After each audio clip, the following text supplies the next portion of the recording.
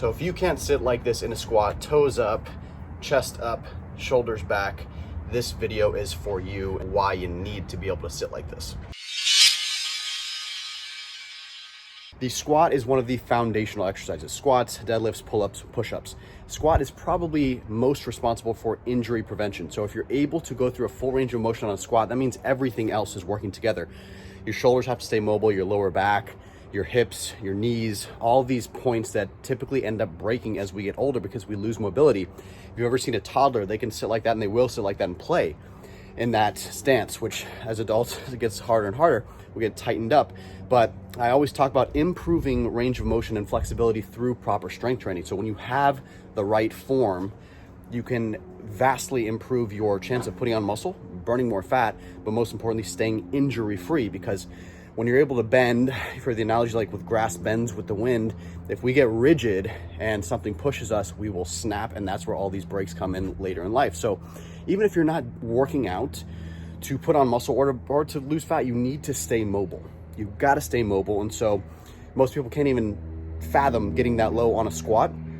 So what we're going to do here is work on a couple progressions, ways that you can work your way down into that. There are more, but being you're probably going to do this at home or try this at home, I hope you do.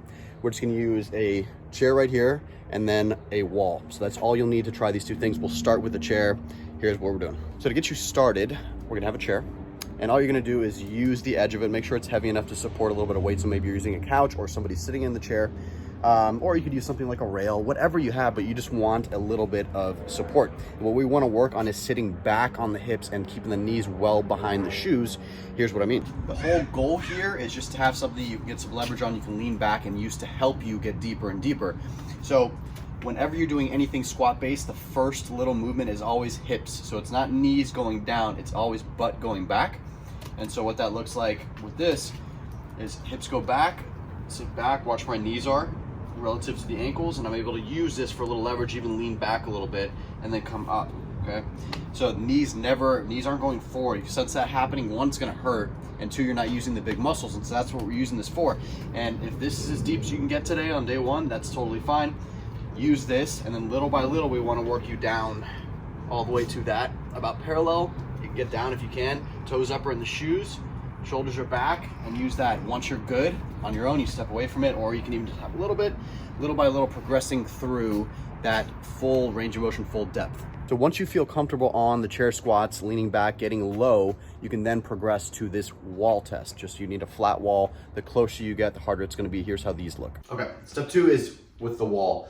You're gonna be facing the wall on this, not sitting back on the wall. So what this is gonna do is fix your squat form more than anything else can. I would say start with the chair. This is definitely more advanced. It's gonna push you a little harder. But what we're gonna do is the closer you are to the wall on this, the harder it's gonna be. So if you start here, so you can see I'm a few feet away from the wall, hands are always open, hips back, like we just talked about, and then coming up, right? So I'm not touching anything. Some people, that might be difficult because you're leaning forward too much.